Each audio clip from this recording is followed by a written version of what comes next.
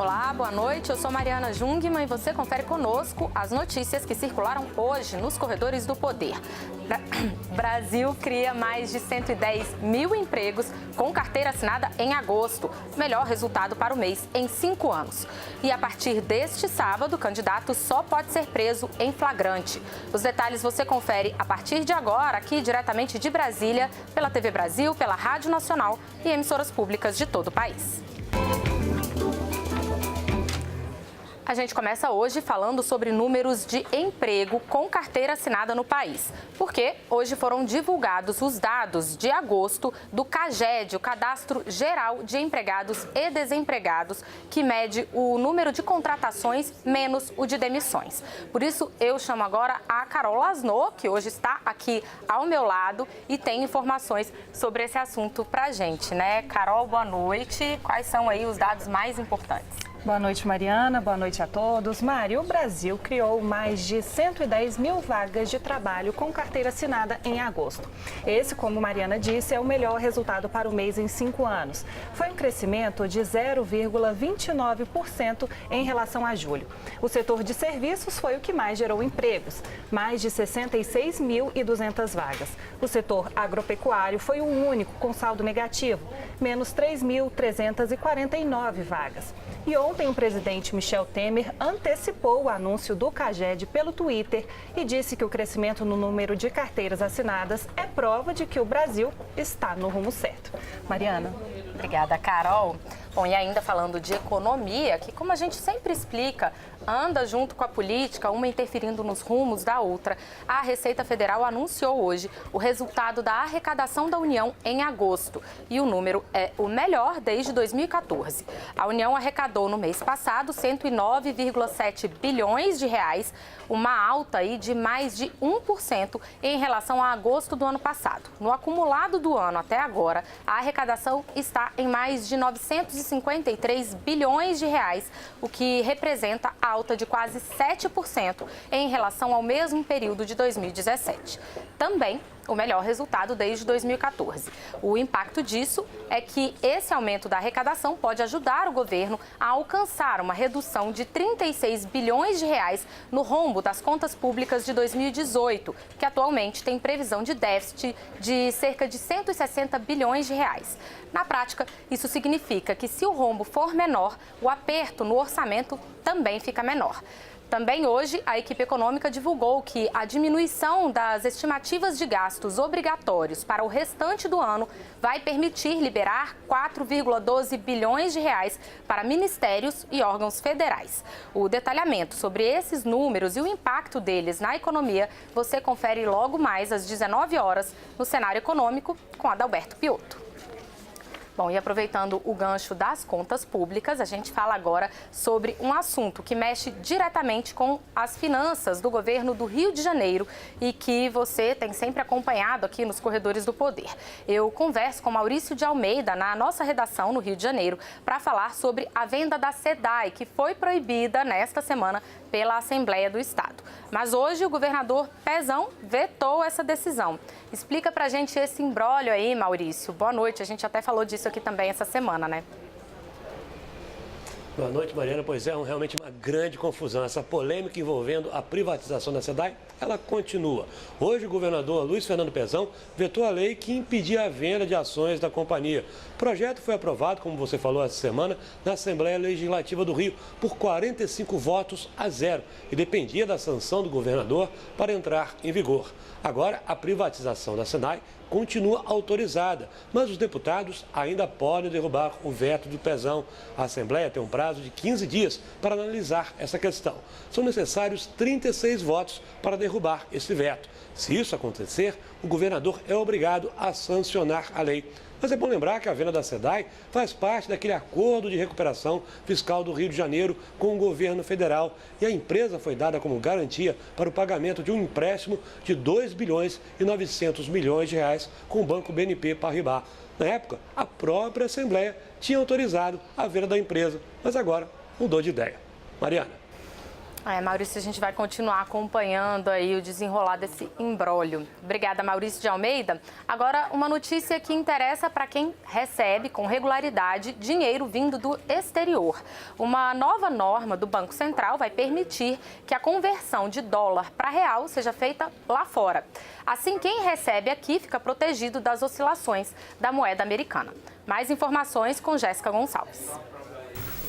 Mariana, atualmente, quando uma pessoa vai receber dinheiro no Brasil enviado por parentes ou amigos do exterior, essa pessoa recebe o valor em dólar. Por isso, cabe a quem recebeu converter esses valores para reais, arcando com os custos dessa operação e buscando negociar a melhor taxa de câmbio. Agora, o Banco Central autorizou que, a partir de novembro, a remessa do dinheiro já possa ser feita em reais. Assim, quem for mandar dinheiro para o Brasil poderá arcar lá no exterior com os custos da conversão da moeda local para o real. Esse serviço está facultado aos bancos, ou seja, cada instituição vai decidir se quer oferecer essa possibilidade e terá que tomar precauções previstas na legislação internacional para evitar lavagem de dinheiro e financiamento ao terrorismo. Além disso, essa transação só poderá ser feita para valores até R$10 mil, Mariana. Bom, a gente muda de assunto agora para falar um pouco sobre o noticiário internacional. Ontem a gente contou aqui que o presidente Michel Temer embarca no domingo para fazer o discurso de abertura da Assembleia Geral da ONU, em Nova York. Pois é. Por lá, o governo brasileiro vai patrocinar o evento preparatório para uma cúpula da ONU que vai ocorrer na cidade de Marrakech, no Marrocos, para tratar da situação global de imigrantes e refugiados. O evento preparatório vai acontecer no próximo dia 26 e será comandado pelo chanceler Aloysio Nunes Ferreira, ao lado de representantes do México, Canadá, Alemanha, Marrocos, Filipinas e Turquia.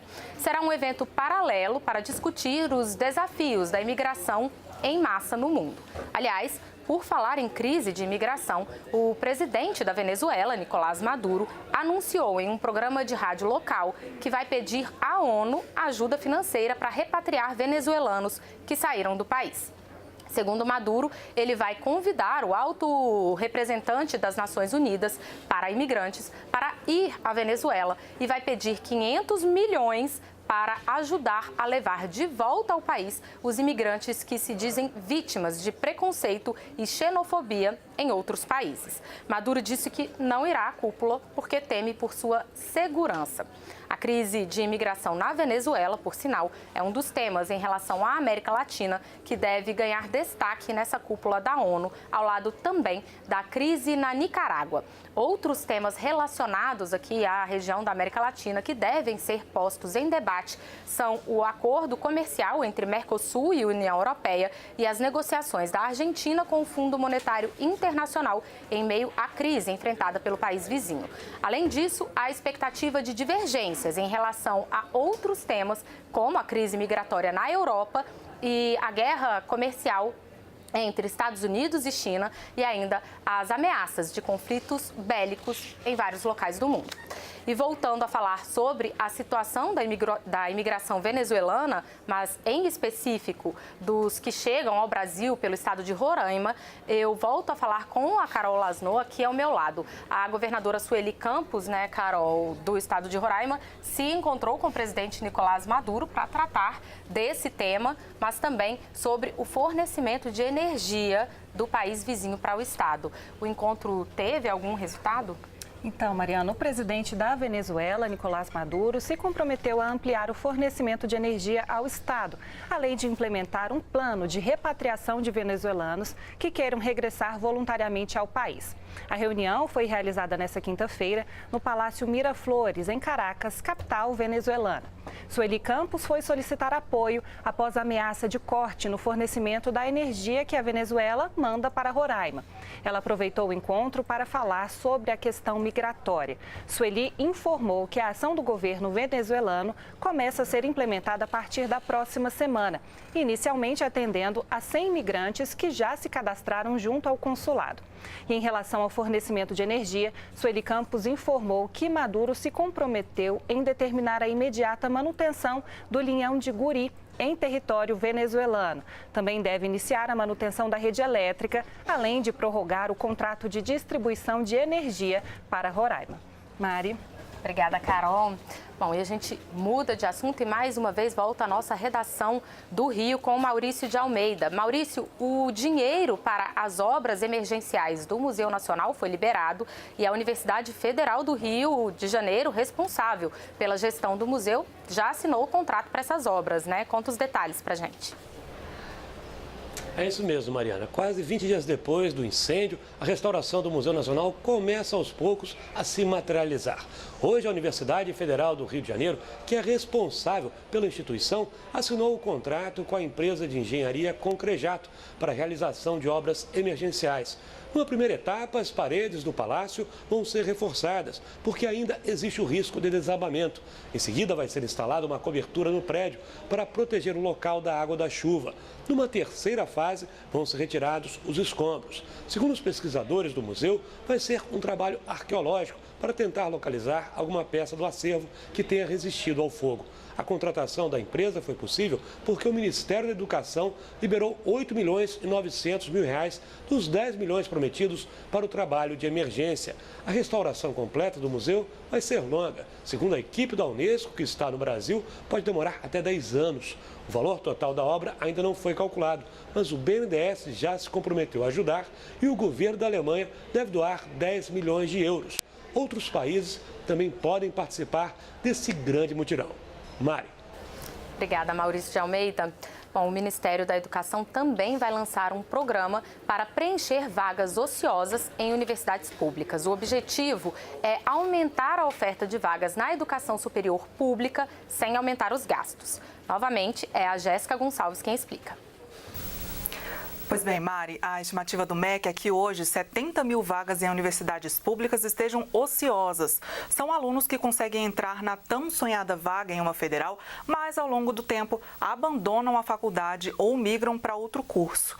O ministro da Educação, Rocieli Soares, ressalta que além dos gastos com professores e estrutura da universidade, que são fixos para o governo, essas vagas ociosas também são um desperdício de dinheiro público, porque o governo também financia estudantes em universidades privadas por meio do FIES ou do ProUni. A proposta, então, é criar o SISU Transferência. Vai funcionar como já acontece atualmente com o sistema de seleção unificada. O estudante vai usar a nota dele no Enem para disputar uma vaga em universidade pública federal. A diferença é que, nesse caso, serão ofertadas vagas para quem já está cursando em alguma instituição privada ou quer se transferir de uma universidade pública para outra. O ministro vai acertar os detalhes com reitores nos próximos dias para que o programa possa ser lançado em outubro e comece a valer a partir de janeiro de 2019. Mari. No próximo bloco, a gente traz mais notícias dos corredores do poder para você. Daqui a pouquinho a gente já volta. Olá, eu sou Mariana Jungmann e você confere conosco as notícias que circularam hoje nos corredores do poder. A gente começa esse segundo bloco falando de eleições. Estamos cada vez mais próximos da votação do primeiro turno e algumas regras da lei eleitoral já começam a valer. A partir deste sábado, nenhum candidato pode ser preso, exceto se for pego em flagrante. A medida de proteção serve para impedir abusos de autoridades policiais ou judiciais que possam ser cometidos com a intenção de interferir nas disputas pelo voto. Entre os casos que podem permitir a prisão em flagrante estão incluídos os crimes eleitorais, como a compra de votos. Mesmo se houver prisão ou detenção em flagrante, o candidato deve ser levado imediatamente a um juiz para que o magistrado avalie no momento, no mesmo momento, a legalidade do ato. Mas apesar da proteção, não é incomum que candidatos sejam presos nesse período. Nas eleições de 2014, por exemplo, 80 candidatos foram presos somente no domingo de votação, a maior parte pela prática de boca de urna ou transporte irregular de eleitores até a sessão eleitoral. Na primeira semana de outubro, 5 dias antes das eleições, a regra também começa a valer para os eleitores. Olha, e por falar nas regras para os candidatos, a Procuradoria-Geral da República quer que eles devolvam o dinheiro público usado na campanha se forem considerados inelegíveis. A Jéssica Gonçalves explica o que a Procuradora-Geral alega. Mariana, de acordo com a Procuradora-Geral da República, Raquel Dodge, todos os candidatos julgados inelegíveis pela Justiça Eleitoral vão ter que devolver os recursos públicos usados na campanha deste ano. Isso inclui o ex-presidente Luiz Inácio Lula da Silva, que teve o registro da candidatura negado pelo Tribunal Superior Eleitoral. Conforme dados disponíveis no portal do TSE, a candidatura de Lula arrecadou 20 milhões e 600 mil reais, sendo que a maior parte, 20 milhões, veio do Fundo Especial de Financiamento de Campanha. A campanha de Lula também contratou despesas no valor total de mais de 26 milhões de reais. A assessoria do Tribunal Superior Eleitoral informou que será necessário fazer uma prestação de contas separada da candidatura de Fernando Haddad. A nossa produção entrou em contato com a assessoria do PT, mas ainda não obteve retorno. E a Procuradora-Geral da República, Raquel Dodge, que também é Procuradora-Geral Eleitoral, disse que a devolução dos recursos do Fundo Especial aos cofres públicos não é surpresa aos candidatos, uma vez que foi amplamente divulgada antes da realização das convenções partidárias. Neste ano, a Procuradoria-Geral Eleitoral editou 4 instruções sobre o processo, incluindo o financiamento público, a destinação de recursos para as campanhas das candidaturas e o ressarcimento, por exemplo. O objetivo, segundo Dodge, foi dar transparência à aplicação da verba pública para custeio da campanha eleitoral, que chegou a 1 bilhão e 700 milhões de reais. Ainda segundo a Procuradora-Geral, a expectativa é que os candidatos inaptos devolvam espontaneamente os recursos utilizados na campanha eleitoral. Caso contrário, eles serão cobrados judicialmente. Mariana.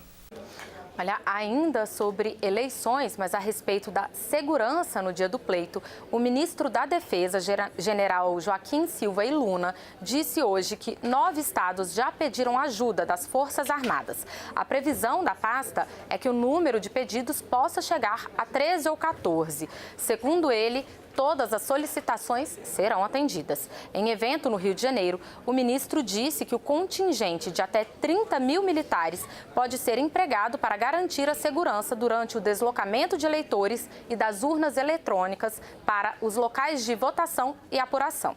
Ele disse ainda que não cabe às Forças Armadas aceitar ou não o resultado da eleição, mas apenas garantir que as instituições funcionem.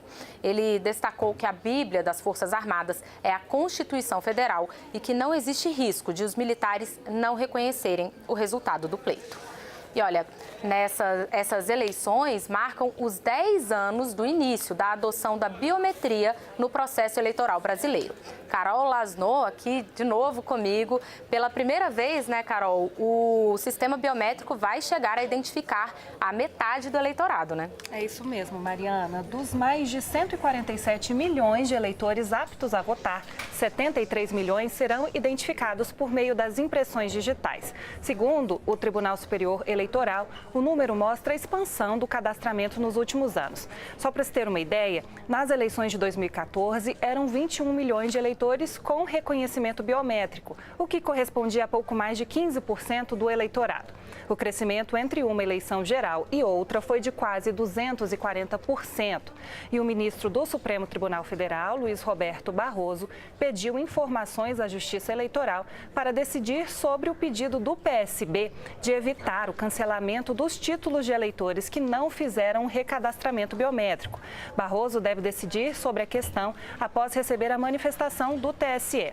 Na ação, a legenda sustenta que as resoluções do TSE que disciplinaram o cancelamento do título são inconstitucionais, porque resultam no indevido cerceamento do direito de votar. Mariana. Obrigada, Carol.